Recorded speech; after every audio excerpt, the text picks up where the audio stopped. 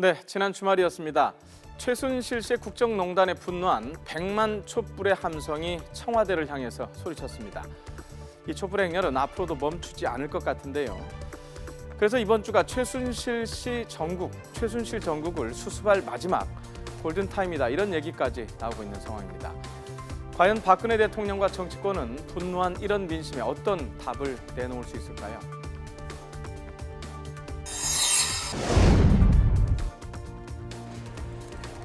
박근혜 대통령 앞에 놓여진 길, 그러니까 앞으로 예상이 되는 시나리오 가운데 먼저 탄핵을 살펴보겠습니다.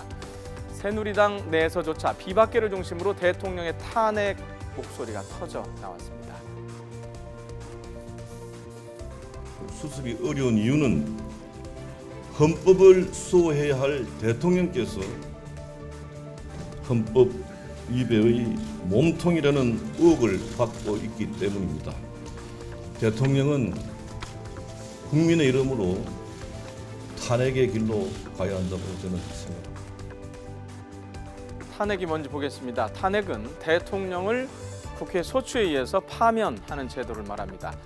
국회 제적 인원 과반인 151명 이상이 발의를 해야 하고 3분의 2인 200명이 찬성을 하면 탄핵안이 가결되는데요.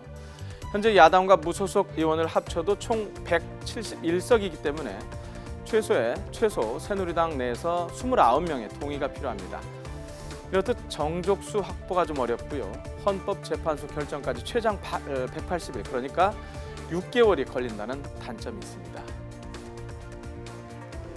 야당이 그동안 탄핵을 망설였던 이유 역시 자칫 여당에게 시간을 벌어줄 수 있다는 점이 컸었는데요. 또한 국회에서 탄핵안이 가결이 되더라도 헌법재판소의 최종 결정 여부가 불투명하기 때문이었습니다. 하지만 엊그제 100만 촛불 집회 이후에 민주당 내에서도 탄핵 주장이 나오고 있습니다. 국민의 손으로 헌법이 대통령께 드린 권한을 돌려받는 절차가 남았을 뿐입니다. 지금은 한 29석 정도 모자라는데 그 비박이 더 그리 갈지, 그리고 또 헌법재판소 또 가야 되거든. 탄핵안이 국회에서 가결되더라도 거기 6분 이상의 헌법재판관이 찬성을 해야 되는데 그게 지금 현재 상태에서 가능할지, 그런 여러 가지 사정을 지금 뭐 각 여야 정파가 지금 계산하고 있을 것 같습니다.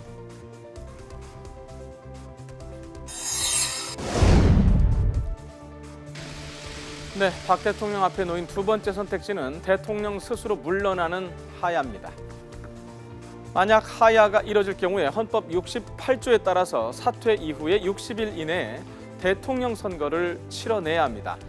당내 경선 등 정치 일정이 촉박하고 선거 운동 기간이 23일인 것을 감안을 한다면 여야 모두 좀 혼란은 불가피할 것 같습니다.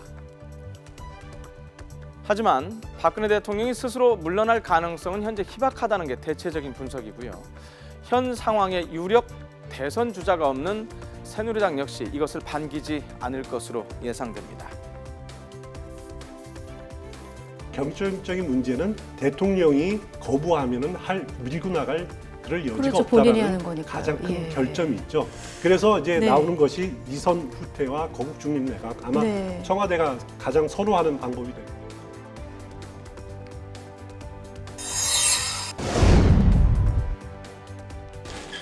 다음 보겠습니다.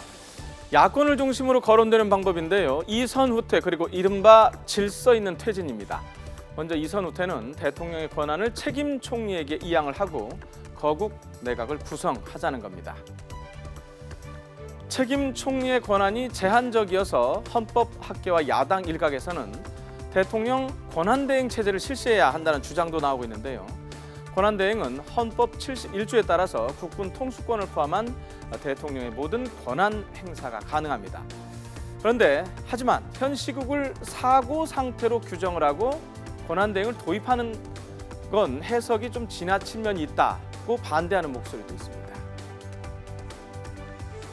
전국 혼란을 최대한 보완하기 위한 대통령의 퇴진의 또 다른 방법은 국민의당이 언급한 이른바 질서 있는 퇴진입니다. 박 대통령이 하야를 할 경우에 60일 안에 대선을 치르려면 전국 불안을 가져올 수 있기 때문에 나온 대안인데요. 이렇게 되면은 모든 진실이 밝혀집니다. 여기에서 질서 있는 퇴진이 이루어지리라고 저는 봅니다. 이렇게 하자는 겁니다. 박 대통령이 스스로 조기 사임 의사를 밝히고 국회가 차기, 대선 등의 정치 일정을 관리하고 과도 내각을 수립해서 운영을 하는 겁니다. 한시적인 과도 내각을 통해서 혼란을 최소화하고 내년 5월에서 6월쯤에 조기 대선을 시행하자는 것이 골자입니다.